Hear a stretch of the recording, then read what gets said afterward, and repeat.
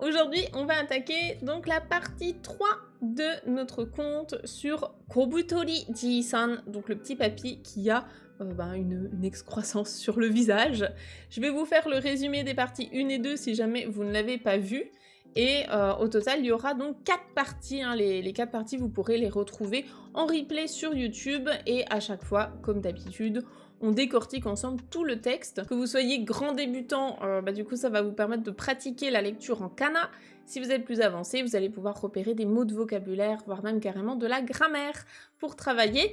En plus, cette partie 3, c'est pas la plus compliquée, je pense que c'est même peut-être la plus facile des 4 parties, donc justement, vous êtes au bon endroit pour faire du japonais avec moi. Je vais tout d'abord vous résumer les premières parties, donc là on était sur la couverture. Alors, en résumé très rapide, on est sur l'histoire d'un petit papy japonais qui partait récupérer des bûches dans la forêt. Seulement, une grosse averse lui est tombée dessus, il s'est réfugié dans une caverne, il s'est endormi là.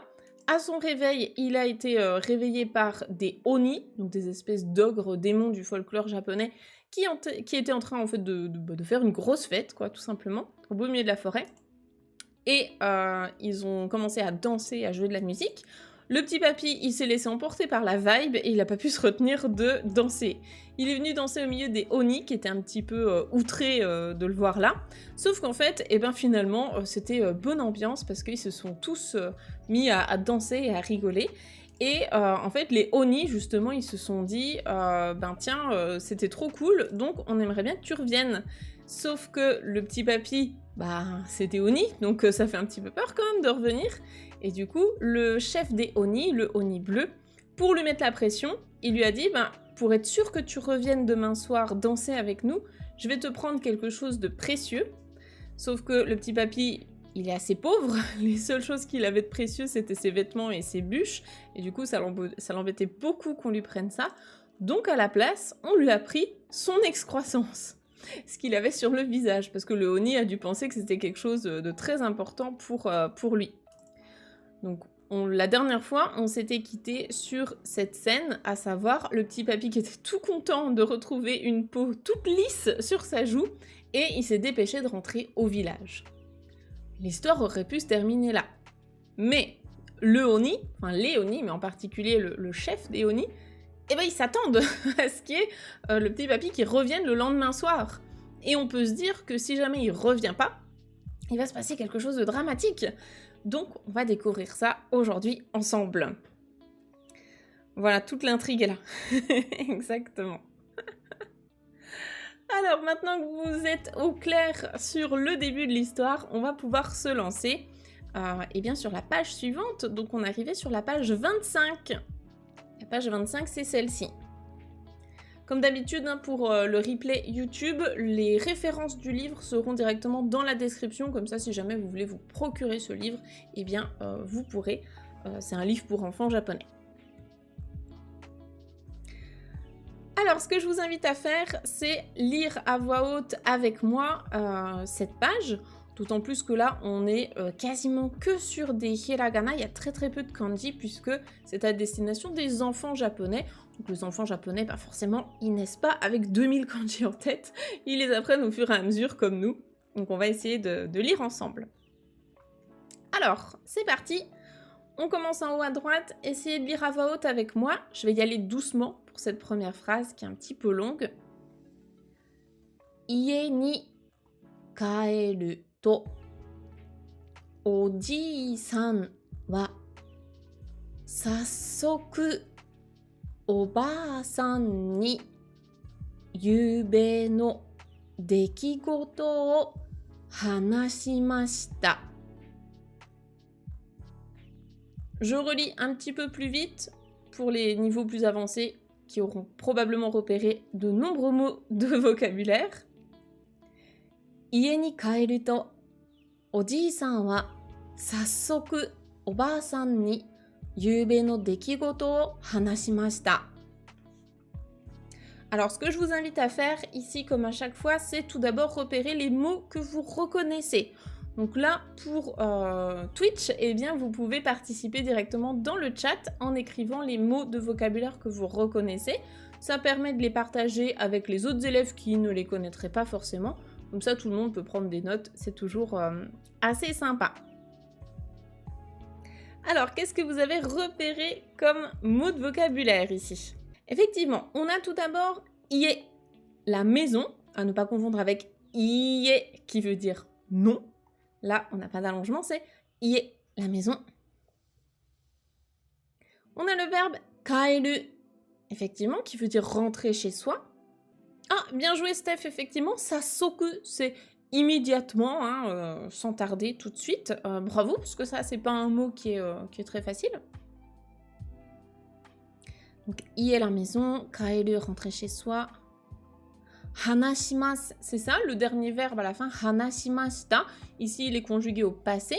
Donc, sa forme dictionnaire, c'est hanasu, forme masse, hanashimasu, qui veut dire parler, ou ici, peut-être raconter. Ensuite, bravo, ça c'est pas non plus un mot qui est évident. Donc c'est yube. Faites attention, on a bien un allongement ici. Yube, c'est le soir, la soirée. Ici, je pense que c'est même carrément peut-être la soirée et la nuit. Hein.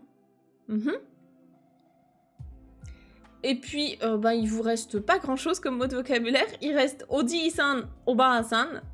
Ça, normalement, je pense que ça va. Je le répète, hein. Oji-san, c'est un vieil homme ou bien un grand-père. Oba-san, une vieille femme ou bien une grand-mère. Et il ne vous reste que le mot dekigoto. Est-ce que quelqu'un sait ce que ça veut dire, dekigoto? Un incident. Alors, dekiru, le verbe dekiru, c'est être capable. Mais en fait, dekigoto, c'est quelque chose qui est survenu. Donc, ça peut être un incident, mais c'est vrai qu'un incident, c'est presque négatif. Alors que dekigoto, c'est un événement, quelque chose qui s'est produit, en fait. Ça vient de, effectivement, dekiru, mais dans le sens se produire, et koto, le fait de l'événement, la chose. Donc, c'est quelque chose qui s'est produit. Donc, normalement, avec tout ça, vous pouvez traduire la phrase. Là, vous avez tout le vocabulaire. Les seules choses qui vous manquent, c'est les particules, pour justement savoir qu'est-ce qui fait quoi dans la phrase, comment ça s'articule ensemble.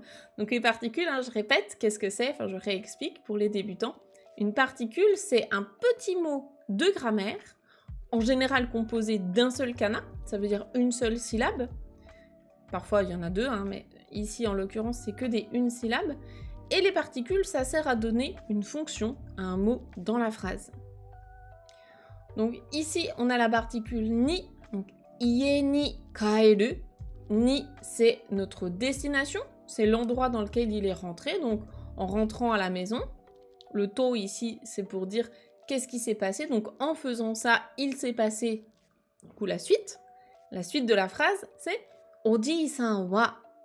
Ici, c'est la particule de thème wa, qui s'écrit ha, mais qui se prononce wa. C'est l'une des seules particules qui fonctionne comme ça. Elle se prononce pas de la même manière que comment elle est écrite. C'est très rare en japonais. Donc, oji-san wa, en ce qui concerne le vieillard, qu'est-ce qu'il a fait? Oba-san ni. Donc, immédiatement, à la grand-mère, à la vieille dame, hein, donc on fait à son épouse. Yube no dekigoto, donc les événements du soir, les événements de la soirée. La particule no, c'est la particule d'appartenance, donc ça correspond à de en français. Donc les événements de la soirée, o hanashimashita, il a raconté. La particule o, qui s'écrit wo, qui se prononce plutôt o, sans le w, c'est la particule de COD. Donc qu'est-ce qu'il a raconté? Il a raconté les événements du soir. Et à qui est-ce qu'il les a racontés? Ici, c'est le COI, à la vieillarde, à la vieille dame. Voilà, comme ça, on a bien décortiqué la phrase. Là, je prends un petit peu plus mon temps ce soir, en particulier pour les débutants, vu qu'on est sur un niveau vraiment N5, grand débutant. Ça, normalement, avec un N5, c'est des phrases que vous êtes capable de construire. Merci d'avoir pris le temps d'expliquer pour les particules. Ouais, ben voilà, ce soir, on va vraiment prendre un petit peu plus notre temps. Donc, je suis désolée pour les élèves qui sont un petit peu plus avancés. Ce soir, peut-être que ce sera un peu redondant pour vous, mais je trouve que c'est bien de temps en temps de moduler les niveaux pour que tout le monde s'y repère. C'est vrai qu'il y a beaucoup plus de grands débutants ici.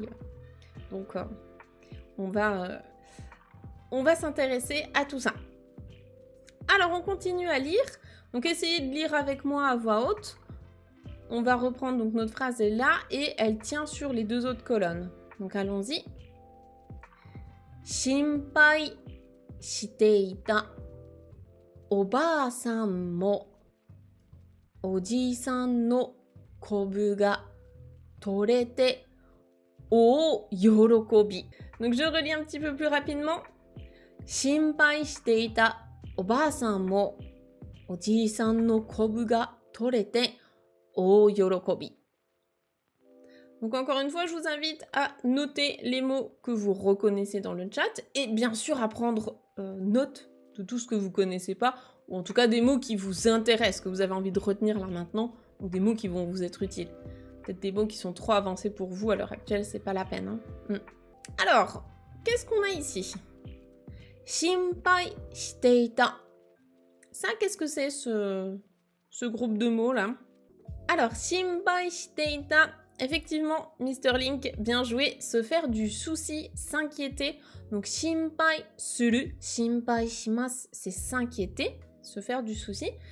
Ici, il est conjugué à la forme en teita. Donc, c'est la forme en teiru, teimasu. Ici, on est sur du passé. Donc, shinpai shiteita oba-san. On a qualifié la grand-mère.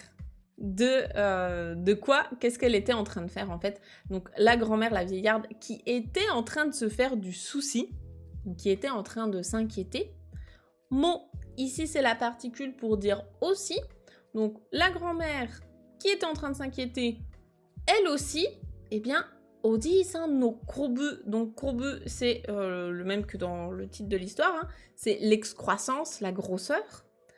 Donc kobu ga torete. Ici, c'est le passif du verbe toru. Ça veut dire se faire prendre, donc en fait se faire retirer. Le fait que sa grosseur se soit faite retirer, eh bien, o yorokobi, elle était hyper contente. Donc elle aussi, elle était hyper contente du fait que la grosseur du grand-père se soit faite retirer. C'est quoi l'espèce d'apostrophe après mo? C'est une virgule. Alors oui, on peut parler aussi de la ponctuation en japonais. Donc là, on en a vu 2 pour le moment. Ça, c'est une virgule. Donc les virgules japonaises, elles sont dans l'autre sens par rapport à chez nous.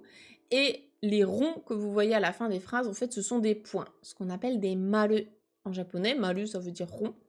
Et les virgules, on appelle ça des ten. Ten, ça veut dire un point, comme ça, un petit trait. D'ailleurs, ici, ce qu'on a en haut de certains kana, ça s'appelle des ten-ten. Donc, c'est des points-points. Pour changer le son. Et dernier élément ici de ponctuation qu'on voit, ce sont ces petits crochets qu'on appelle des kako, donc des parenthèses ou des crochets.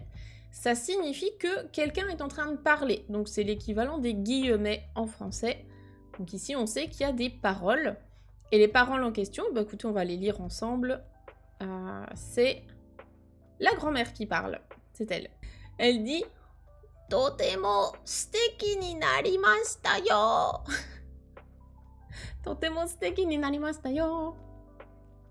Qu'est-ce qu'elle lui dit? Tu es devenu très beau, tu es devenu trop classe. Oui, c'est ça, c'est un petit peu ça. Donc, totemo, c'est un adverbe pour dire très. Derrière, on a un adjectif qui est suteki. Donc, en général, on prononce pas trop, on n'insiste pas trop sur le su. On dit pas suteki, mais plutôt steki. Donc, comme s'il n'y avait pas vraiment le u. Steki. Steki ni narimashita. Ici, c'est le verbe naru narimasu, qui veut dire devenir. Il est conjugué au passé, donc tu es devenu totemo steki, très ravissant, beau, etc. Steki, vous pouvez le traduire de différentes manières. En tout cas, c'est pour qualifier la beauté et c'est positif. Donc, ravissant, beau, joli. Tout ça, c'est OK. Et la particule qu'on a à la toute fin de la phrase, c'est le yo. Le yo, on peut traduire ça par un point d'exclamation un petit peu parce qu'on n'a pas d'équivalent en français. En gros, c'est pour insister sur vos propos. Donc, en français, je pense qu'on l'aurait traduit par « Oh, tu es devenu très beau !» Point d'exclamation. Parce que traditionnellement, il n'y a pas de point d'exclamation en japonais. cas, là, on est dans une histoire plutôt, on va dire, classique. Donc, il n'y a pas forcément de point d'interrogation ou de point d'exclamation, même si, en vrai, ça s'utilise de nos jours. Hein, donc, on peut quand même en croiser. Voilà, donc la petite mamie, elle est très contente de récupérer un papy tout lisse. Effectivement, ils sont trop mignons tous les deux. Est-ce que déjà sur cette première page, est-ce que ça va aujourd'hui? N'hésitez pas s'il y a des questions. J'ai essayé vraiment de tout décortiquer, mais je vais peut-être passer à côté de quelque chose. Donc, posez-moi vos questions. Et s'il n'y en a pas, on passe à la page suivante. Globalement, là, pour un élève de niveau N4, toute la page est importante. Toute la page est compréhensible pour un niveau N4. Pour un niveau N5, il y a peut-être juste quelques mots qui sont un peu compliqués, comme Yube, Sasoku, Tekigoto. Voilà, ce genre de choses, mais comme d'habitude, hein, vous piochez dans ce qui vous intéresse. Il n'y a que le mot kobu, en fait, hein, qui sert pas à grand-chose. Une grosseur, une excroissance, c'est pas un mot très très courant. Alors, si steki veut dire beau, quelle est la nuance avec kire? En fait, c'est comme en français. T'as plein de mots pour exprimer la beauté. En français, on a beau, joli, ravissant, magnifique, superbe, sublime, splendide. Voilà, c'est plein de nuances différentes. En japonais, c'est pareil, t'as steki, kirei, kawaii, utsukushi, subarashi, etc. T'en as plein. Donc, c'est un peu pareil.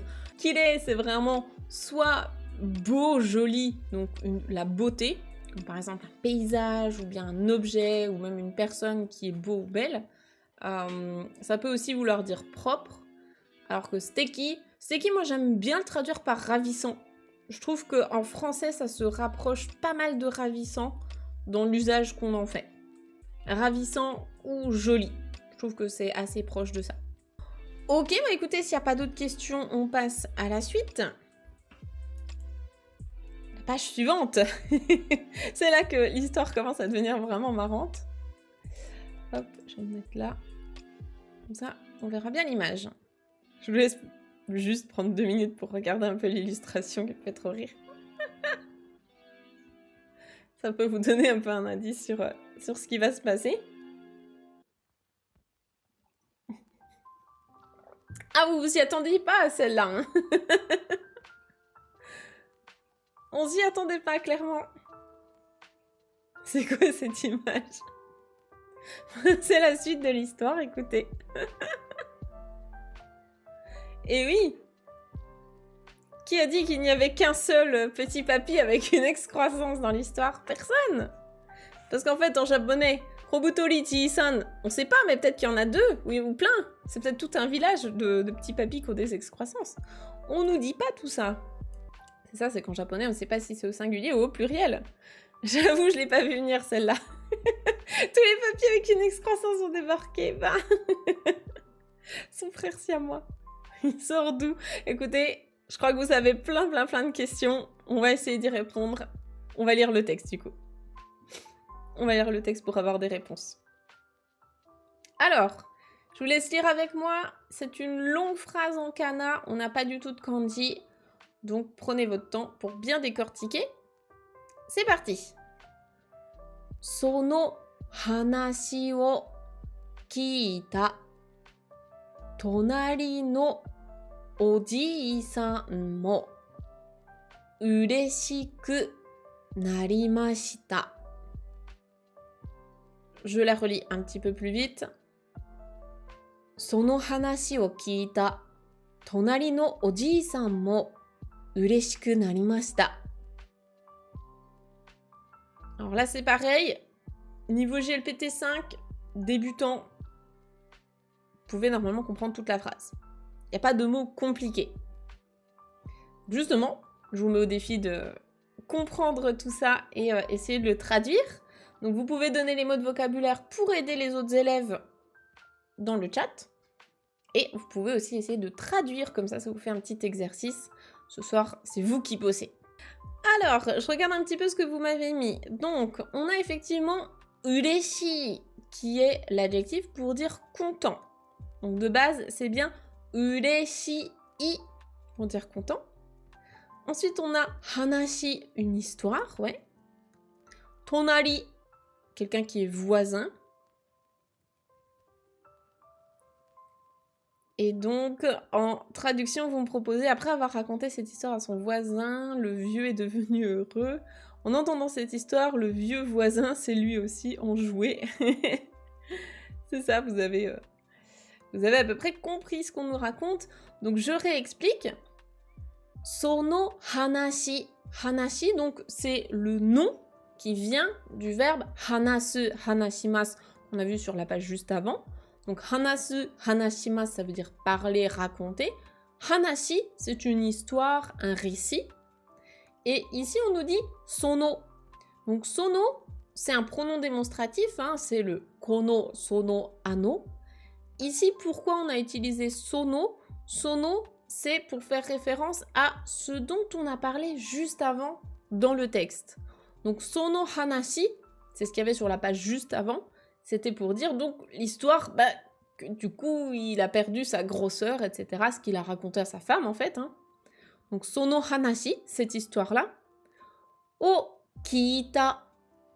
Kiita, c'est le verbe kiku, kikimasu. Ici, il est au passé. Donc, ça veut dire avoir entendu, avoir écouté. Sono hanashi o kiita, donc, avoir écouté cette histoire, avoir entendu cette histoire. Et qui est-ce qui a fait ça? C'est Tonari no Totoro. Non, pas du tout.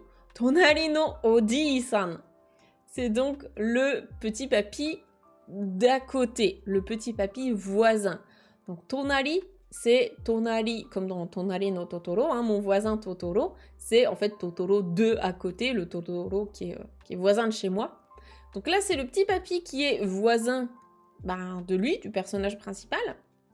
Mo, c'est la particule aussi, comme tout à l'heure. Ureshiku narimashita.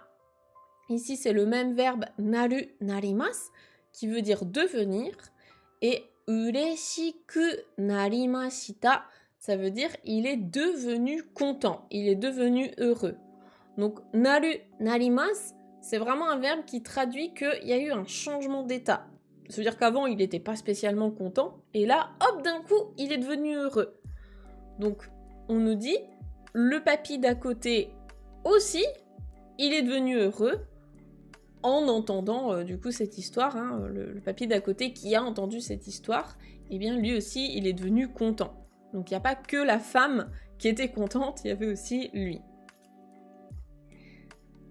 On continue avec la page d'après, enfin la phrase d'après, pardon. On continue, essayez de lire avec moi. Oji-san wa migi no hoppeta ni kobu ga atta kara desu. Alors là, on retrouve du vocabulaire qu'il y avait dans le début de l'histoire. Donc, hoppeta, c'est la joue, et kobu, c'est donc la grosseur, l'excroissance. Et donc, ce qu'on nous dit, hein, c'est Oji-san, donc le vieillard en question. Qu'est-ce qu'il avait? Donc, migi. Migi, c'est la droite, le côté droit. Migi no hoppeta ni, donc sur sa joue droite. Kobu ga atta, c'est le verbe aru arimasu. Ici, il est au passé. Donc, kobu ga atta, il avait une excroissance. Kara desu. Kara, c'est la particule pour dire parce que. Et des, du coup, on nous explique, hein, kara desu. Donc, c'est parce que il avait une excroissance sur sa joue droite. Voilà, c'est pour ça en fait. C'est pour ça qu'il est content. Donc, du coup, il est content parce qu'il a entendu que l'autre, il avait perdu son excroissance. Et lui, du coup, il se réjouit parce que il se dit, moi, j'ai une excroissance sur la joue droite. Ah, trop bien. Et du coup, il lui parle. Qu'est-ce qu'il dit? Donc là, c'est le petit papy. Il va parler, je vais essayer de le faire parler avec une voix de petit vieux. Dore, kondo wa washi mo jama na kobu o totte morao. Quelque chose du genre. Alors, dore, dore, en temps normal, c'est un mot interrogatif, mais là, quand il est en début de phrase avec une virgule derrière, c'est pas du tout ça. Dore, c'est plutôt juste un petit mot pour dire eh ben alors, bon, truc comme ça. Donc, kondo, c'est la prochaine fois. Donc, c'est plutôt dans le futur. Kondo wa washi. Washi, c'est watashi. mais version plutôt archaïque. Donc washimo, watashimo, donc moi aussi. Jama, jama na kobu. Jama, c'est quelque chose qui est gênant, qui dérange. Donc l'expression ojama shimasu, c'est une expression qu'on dit quand on rentre chez quelqu'un. En fait, on s'excuse de déranger la personne. Donc ojama shimasu, je m'excuse de vous déranger. Et là, jama, c'est tout simplement un adjectif en na. Jama na kobu, l'excroissance dérangeante, qui le gêne. O totte morao, c'est toujours le verbe toru, donc prendre. Morao, moraimasu, morau, recevoir. Et la forme en te, morau, c'est se faire quelque chose, enfin en tout cas que quelqu'un fasse quelque chose pour nous, et donc on en tire quelque chose de positif. On est reconnaissant pour ça. Et en plus de ça, c'est la forme volitive, donc en gros il dit « Ah ben moi aussi je vais me faire prendre, je vais me faire retirer ma grosseur qui me dérange. Donc moi aussi je voudrais bien avoir ça quoi. » Le ku à la fin de ureshi, il sert à quoi? Est-ce que c'est une forme particulière? En fait, c'est le seul moyen que tu as de relier un adjectif en i avec le verbe naru, narimasu. En fait, c'est l'utilisation du verbe narimasu. Devant narimasu, tu peux mettre soit un adjectif en i, soit un adjectif en na, soit un nom. Si tu mets un adjectif en i, donc ureshi i, tu enlèves le dernier i, tu remplaces par ku, tu rajoutes narimasu, donc devenir heureux. Et sur la page juste avant, je te le remontre, on avait... C'était où le naru? C'était là. Ah pardon, attends, je suis dessus. On avait steki. Donc steki, c'est un adjectif en na. Pour relier un adjectif en na avec naru, narimasu, il faut que tu rajoutes un i entre les deux. Puisque les adjectifs en na, tu peux pas les modifier. Donc steki ni narimashita, devenir ravissant. Et si jamais tu avais un nom devant narimasu, par exemple devenir médecin, tu vois quelqu'un qui est devenu médecin, tu mettrais isha ni narimashita, il est devenu médecin. Donc les noms et les adjectifs en na, ils fonctionnent pareil. Ok, on passe à la page suivante, j'y vais. Let's go.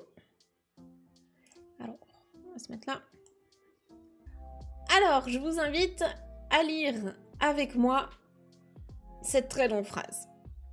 Sur cette page, on n'a que 2 phrases. Ah, et tu vois, on a des katakana, justement. Donc, tu peux déjà identifier que ce sera une onomatopée. Alors, c'est parti pour la première phrase. On a Migi no hoppeta ni kobu no aru oji-san wa oshiete moratta horana de matte imasu. Ici, on reprend vraiment tout le vocabulaire qu'on a vu dans le début du conte. Donc, je vous l'explique tout de suite, si jamais vous aviez loupé le début. Donc, migi, la droite, hoppeta, la joue, kobu, l'excroissance, la grosseur, aru, il y a, avoir, se trouver. Oshiete, je crois qu'on l'a pas encore vu, ce verbe-là, donc qui veut dire enseigner, transmettre du savoir, donner une information, donc oshiéru. Moratta, c'est le verbe morau, recevoir, être reconnaissant d'eux. Hora ana, ça c'est la caverne. Et ensuite, à la fin, on a le verbe matteimasu. Ça, est-ce que vous savez ce que ça veut dire? Matteimasu, qu'est-ce que c'est? C'est le verbe attendre, effectivement. Matteimasu, matteiru. Donc ici, c'est le verbe matsu, machimasu. Matsu, c'est sa forme dictionnaire, donc c'est l'infinitif. Et là, il est conjugué à la forme en teimasu, ça veut dire être en train de faire cette action. Donc, il est en train d'attendre. Où est-ce qu'il est en train d'attendre? La particule de lieu, ici, c'est de. Donc, horana de matteimasu. Il attend dans la caverne. Et donc, du coup, si on reprend le début de la phrase, Migi no hoppeta ni kobu no aru oji-san wa. Donc, en ce qui concerne le petit papy qui a une excroissance sur la joue à droite, eh bien, qu'est-ce qu'il fait? Oshiete moratta horana. Donc, dans la caverne qui lui a été renseignée, il attend. Il est en train d'attendre. Ok, on va lire du coup la deuxième phrase. Donc allons-y ensemble. Yagate, tsuki ga deta koro, oni tachi ga gaya gaya to yatte kite, gochiso o tabe hajimemashita. Ici c'est pareil, normalement on retrouve quelques mots de vocabulaire qu'on a déjà vus dans le début du conte, et c'est ça qui est bien aussi avec les contes japonais, enfin même tous les types de contes, hein, mais c'est que du coup on reprend toujours un peu le même vocabulaire, on évolue dans le même champ lexical globalement, donc c'est intéressant de lire en japonais comme ça pour vous exercer à retenir du vocabulaire.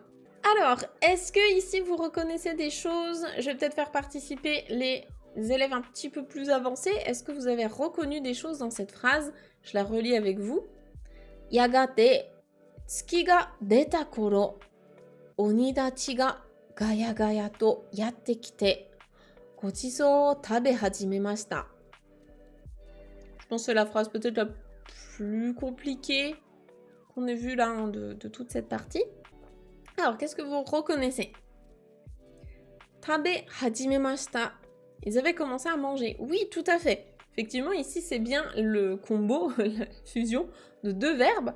On a le verbe taberu, tabemasu, manger, plus hajimeru, hajimemasu, commencer.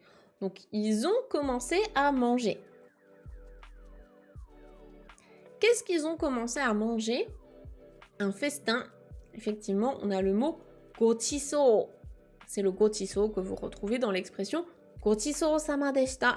Donc, ce qu'on dit à la fin d'un repas pour dire que c'était très bon. Donc, littéralement, c'était un festin. Effectivement, gochiso, c'est un beau repas, festin, tout ça. Donc, ils ont commencé à manger un festin. Et ensuite, le début de la phrase, qu'est-ce que c'est? Yagate. Yagate, ça, on le voit très souvent dans les contes. Je crois qu'on l'a déjà vu un petit peu plus tôt. Au bout d'un moment, hein, au bout d'un certain temps, finalement. Donc, il attend dans sa caverne, et puis, au bout d'un certain temps, Tsuki. Tsuki, ça, c'est un mot que vous connaissez forcément. Qu'est-ce que c'est, Tsuki? Le kanji, il est vraiment simple. Tsuki ga deta. La lune, oui, bien sûr. Donc, Tsuki, Tsuki, c'est la lune. Ici, le ga, c'est la particule de sujet. Donc, qu'est-ce qu'elle a fait, la lune? Tsuki ga deta. Qu'est-ce que c'est que ce verbe? Deta, tsuki ga deta. Elle est sortie, ouais. Donc sortie, elle n'est pas sortie de chez elle, hein. Elle n'était pas cachée quelque part. En gros, ça veut juste dire qu'elle est apparue. Elle est sortie dans le ciel, quoi. Elle s'est levée, oui, si on veut. Donc tsuki ga deta koro. Donc koro, c'est un peu la même chose que toki, au moment où. Donc au moment où la lune est sortie, hein, au bout d'un certain temps, au bout d'un moment, quand la lune elle est sortie. Oni tachi, donc les oni. Qu'est-ce qu'ils ont fait? Là, c'est eux le sujet cette fois, on change de sujet. Oni tachi ga gaya gaya to yatte kite. C'est le même gaya gaya qu'on avait vu dans la partie 2, justement. Qu'est-ce qu'ils font? Gaya gaya to yatte kite. Yatte kite, ils se sont réunis, ouais, c'est ça en fait, ils ont débarqué, quoi. Je pense qu'on pourrait dire ils ont débarqué. Ils ont débarqué de manière gaya gaya. Oui, ça c'est bien en katakana. Gaya gaya. Pam pam pam pam. Les Oni ils sont pas très raffinés, hein. Ils débarquent, ils font plein de bruit et tout. Bam bam bam bam. Donc c'est avec un vacarme, dans du brouhaha, hein. C'est bruyamment. Ouais, c'est ça. C'est ça. Donc ils se sont réunis, enfin ils ont débarqué bruyamment et ils ont commencé à manger leur repas. Voilà. Est-ce qu'ici ça va? Si vous êtes vraiment grand débutant, s'il n'y a que 2 mots à retenir, hein, si jamais vous ne les connaissez pas encore, c'est Migi, la droite, et Tsuki, la lune. C'est vraiment 2 mots hyper basiques, hyper importants. Donc Migi, la droite, Tsuki, la lune. Et vous pouvez aussi retenir les kanji au passage, quitte à faire... En fait, globalement, hein, les seuls kanji qui apparaissent dans ce livre, c'est des kanji vraiment débutants, donc il faut les connaître. Ok. Alors, on continue. On est parti. Alors, attendez, je me pousse un petit peu, voilà, qu'on voit le texte. Il est trop rigolo, ce petit papy, je l'aime trop, lui. Je le trouve trop mignon, franchement. Il me fait rire. Alors, qu'est-ce qui se passe ici? Allons-y. On lit ensemble la première phrase. Donc, pareil, hein, essayez de la lire à voix haute avec moi.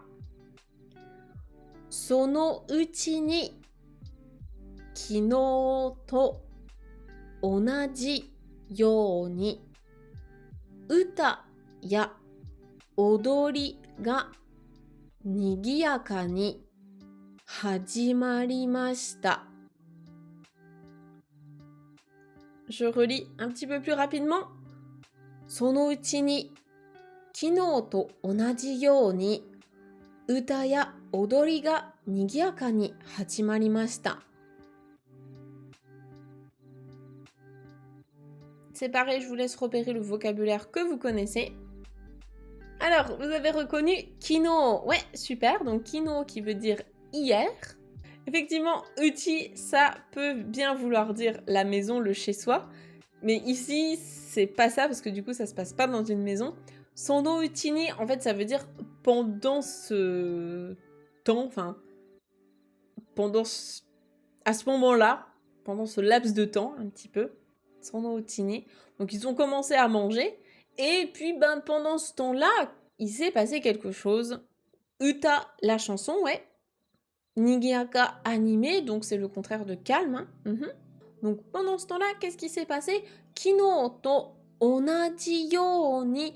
Onaji, ça veut dire pareil, même, identique. Onaji you ni, de la même manière que hier. Donc, kino to onaji you ni, de la même manière que hier, à la façon identique à hier en fait. Hein. Uta ya odori, le chant, la chanson et la danse, ga nigiyaka ni hajimarimashita. Donc le chant et la danse ont commencé de manière du coup animée. En gros, ils ont commencé à chanter et à danser comme hier, vraiment de manière super animée quoi. Donc ça, on les avait déjà vus. Uta, le chant, la chanson. Odori, la danse. Nigiyaka, c'est un adjectif en na. Ici, avec le ni, c'est transformé en adverbe. Ça veut dire de manière animée. Et hajimarimasu, quelque chose qui commence. Alors, on continue. S'il y a des questions, comme d'habitude, vous n'hésitez pas. On continue avec des paroles. Et donc là, en fait, c'est lui, hein, c'est le petit papy, qui se dit Soro soro dete ikanai to na. Soro soro dete ikanai to na. Petit point. Alors, elle est peut-être pas facile à comprendre, cette phrase. Je voudrais voir déjà comment vous la ressentez. C'est pas une structure qui est facile à comprendre, parce qu'en vérité, la phrase n'est pas complète. Il manque des mots, un petit peu. C'est une contraction qui sous-entend que la fin de la phrase est de telle manière. Il serait temps d'y aller. Devrais-je sortir? Est-ce qu'il va sortir bientôt? Déjà, soro soro, si on prend le premier mot de la phrase, soro soro, qu'est-ce que ça veut dire? Est-ce que vous connaissez ce mot? En fait, soro soro, c'est un mot qui est assez rigolo parce que si on prend juste la traduction, ça va bientôt être l'heure de faire quelque chose. Donc par exemple, quand vous êtes chez des amis et que vous voyez qu'il est 18h et que vous vous dites « Ah, bah du coup, ça va être l'heure d'y aller, hein, je vais devoir bientôt y aller », vous pouvez dire « Ah, soro soro, soro soro, je vais bientôt y aller ». Mais en fait, en français, si on se dit « Ah, ça va bientôt être l'heure », je dis « Bon, on a encore peut-être 5-10 minutes ou quoi ». Alors qu'en fait, si un japonais vous dit « Soro soro », c'est qu'en fait, c'est vraiment l'heure. C'est que là, maintenant, c'est l'heure. Par exemple, moi, quand j'étais en école de langue au Japon, et qu'on était donc en pause entre deux cours, quand notre prof venait nous chercher dehors pour dire solo solo jikan desu, donc ça va bientôt être l'heure, ben nous, en tant qu'étrangers, on était là, ah d'accord, bon du coup on a encore 2-3 minutes, tranquille. Alors qu'en fait, notre prof, s'il nous disait ça, c'est que non, en fait, c'est maintenant, c'est l'heure, quoi. Donc c'est le moment maintenant d'y aller. C'est pas genre dans un futur très proche, quoi. C'est vraiment maintenant, l'heure. Donc solo solo, là maintenant, ça va être l'heure de dete ikanai to na. Donc en fait, ce dete ikanai to, il devrait être suivi par ikanai to naranai. Donc en gros, si je le fais pas, si je ne sors pas là maintenant, en gros, ça va pas le faire. Et le na, c'est pour se dire, ah, il va falloir que je sorte là maintenant. Sinon, sinon la nuit elle va passer et puis voilà quoi. Donc il va falloir que je sorte. En gros, il se dit ça. Il dit bon, va falloir que j'y aille. Va falloir que je sorte de ma caverne. Alors, qu'est-ce qui se passe? Eh bien du coup, notre petit papy, Oji-san wa kowai no gaman shite horana kara tobi dashimashita. Donc, kowai no o gaman shite. Gaman suru, c'est prendre sur soi. C'est vraiment, bon, allez, je prends sur moi. Et donc, il prend sur soi ce qui est effrayant. Donc, en gros, tout ce dont il a peur. Hein, la peur d'aller voir des oni, qui peuvent quand même, de base, manger des humains. Hein, c'est le concept. Donc, il prend sur lui ça. Donc, kowai no. Le no, ici, c'est ce qui est effrayant. Il prend sur lui ce qui lui fait peur, ce qui est effrayant. Et hora nakara, donc depuis sa caverne, tobi dashimashita. Du coup, hop, il est sorti. Tobu, ça peut être sauter, donc hop, il est sorti de sa caverne, quoi. Ok, et écoutez, on y va. Voilà ce qui se passe. Je vous laisse regarder les deux illustrations et ensuite on va le lire. Il est pas dans l'ambiance festive, il casse l'ambiance, lui. Il vient, il pète l'ambiance, le gars.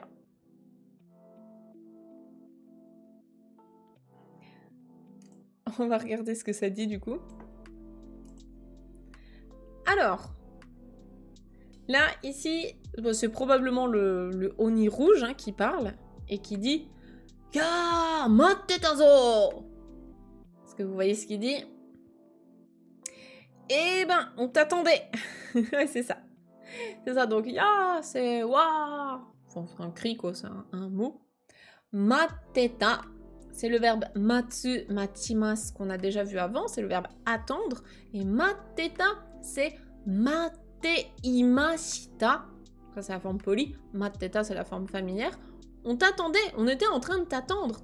Et le zo, à la fin, c'est juste pour insister de manière pas très raffinée. C'est « Wow, on t'attendait, hein !» Eh ben, on t'attendait, quoi. Ici, petite phrase, on nous dit « O yorokobi de te o tataku onitachi ». Donc là, il n'y a pas de verbe vraiment à la fin, c'est plus une description. On nous dit donc les oni qui, donc, o yorokobi de, avec une grande joie, te o tataku, ça on l'a déjà vu au début de l'histoire, c'est taper des mains. Donc du coup, ils doivent être en train de se dire « Ouais, le petit papy, on t'attendait, trop bien, t'es revenu, trop cool !» Je vous laisse essayer de faire les liens un peu dans l'histoire, là. Donc on continue. Donc là, on a une grande phrase. « Demo, kono oji-san wa, uta mo, odori mo, daikirai. »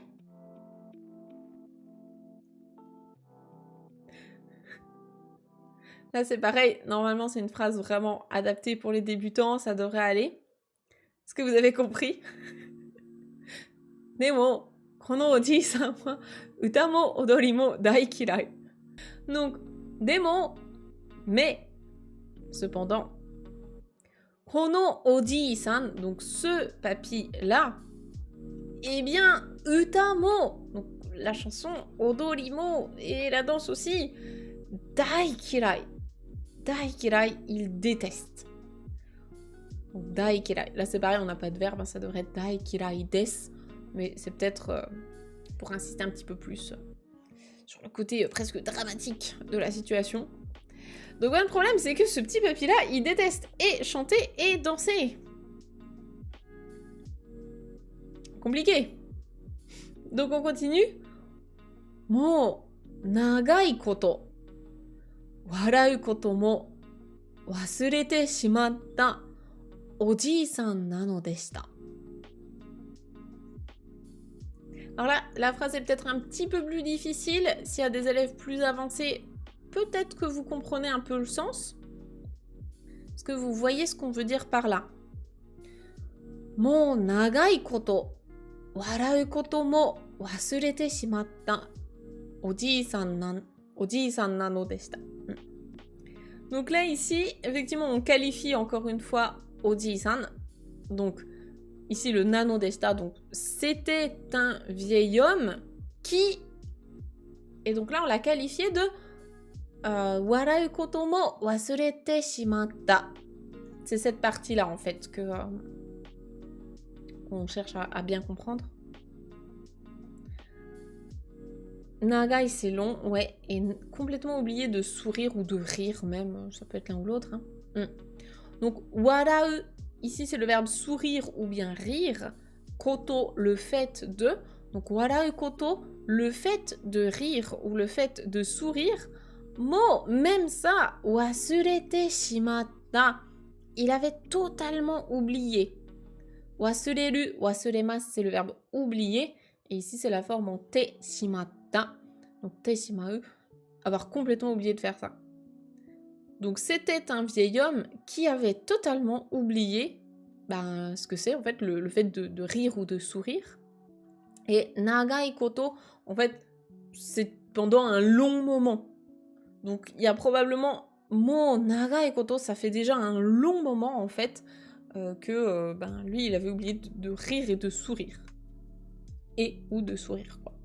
On va voir la dernière page pour avoir un petit peu plus d'explications sur qu'est-ce qui se passe, concrètement. Un vieux grincheux. Mais il me fait pitié un peu, je l'aime bien, moi. Je l'aime trop. On regarde ensemble la dernière page pour aujourd'hui, et puis on se retrouvera du coup la prochaine fois pour la fin de l'histoire. La dernière page, je sais pas si vous êtes prêts, parce que vraiment moi j'étais pas prête. On y va? Tout le monde est prêt? Allez, c'est parti.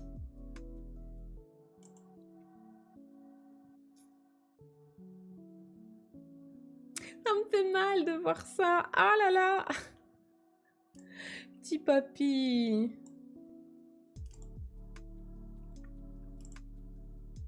Oh. Qu'est-ce qui se passe ici? Mais oui, tout le chat est en pleurs là, bien sûr, bien sûr. Allez, on lit ensemble pour découvrir l'histoire. Alors là, je pense que c'est c'est peut-être la page la plus compliquée de toute cette partie 3. Il y a peut-être du vocabulaire un peu compliqué. Donc je vais vous l'expliquer au fur et à mesure. Muriyari utai hajimeru to koe ga furue odoreba ashi ga motsuremasu. Motsuremasu. Donc là, honnêtement, oui, tout le vocabulaire est un petit peu plus élevé. Donc, si vous êtes de niveau intermédiaire ou avancé, ça peut vous intéresser. Si vous êtes de niveau débutant, c'est pas très grave hein, pour cette page-là. Vous allez juste suivre l'histoire. Alors, muriyari, c'est faire quelque chose contre sa volonté. Donc, il n'est pas volontaire et il a commencé à faire ça. Donc, utai hajimeru. Donc, c'est commencer à chanter. Hein, c'est comme tout à l'heure, tabe hajimeru. Donc, en commençant à chanter contre sa volonté, koe, c'est la voix. Donc, la voix avec laquelle on parle ou on chante. Koe ga furue. Ici, c'est le verbe furueru qui veut dire trembler, hein, trembloter. Donc, en commençant à chanter, bah, du coup, contre sa volonté, hein, c'est pas trop son truc, quoi, il déteste ça. Sa voix, bah, du coup, elle tremblait. Et odoreba, et donc, en dansant, ou si il dansait, enfin, en dansant aussi, je pense qu'on pourrait dire ça. Et du coup, si il dansait, ashi, donc ses pieds ou bien ses jambes, ashi ga motsuremasu. Ici, c'est le verbe motsureru qui veut dire s'emmêler. En gros, il s'en mêlait un petit peu les jambes, quoi. On voit là, il tombe, quoi. Enfin, c'est la description après, mais en gros, sa voix, elle tremble et ses jambes, elles font un peu n'importe quoi, elles tremblotent. Il s'embrouille un petit peu dans ses pas. Donc, voilà ce qui se passe. Toto, Oji-san wa shirimochi o tsuite shimaimashita. Toto, ça c'est pareil, c'est un petit adverbe qu'on a déjà croisé, c'est au final, hein, au bout du compte. Oji-san wa shirimochi o tsuite shimaimashita. Là, c'est encore une fois la forme en te shimaimasu pour dire complètement faire quelque chose. Ça peut être aussi pour exprimer le regret, c'est regrettable qu'il ait fait ça. Et l'action ici, c'est shirimochi o tsuku, qui veut dire tomber sur ses fesses, tout simplement.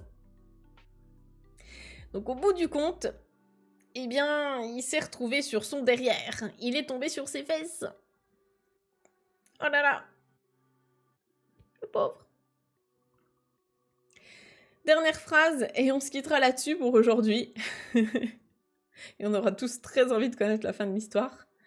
C'est Oni tachi wa shin to shite imasu. To shite imasu. C'est shin to shite imasu. Donc les Oni, qu'est-ce qu'ils ont fait? L'action de shin to suru. Ça représente assez bien en fait l'action. C'est-à-dire qu'en fait, c'est... Vous savez, quand il y a ce silence pesant et vraiment lourd qui tombe d'un coup parce que, bah, genre là, en fait, il faisait n'importe quoi et il est tombé. Et donc, en fait, il a cassé l'ambiance et il y a un silence de mort qui tombe. Bah, c'est ça, en fait. Shin to suru. C'est ça. Donc, bah, on se quitte sur ce moment un petit peu awkward, mais qui vous donnera envie de connaître la fin. Et bah, moi aussi, j'ai très envie de lire la fin.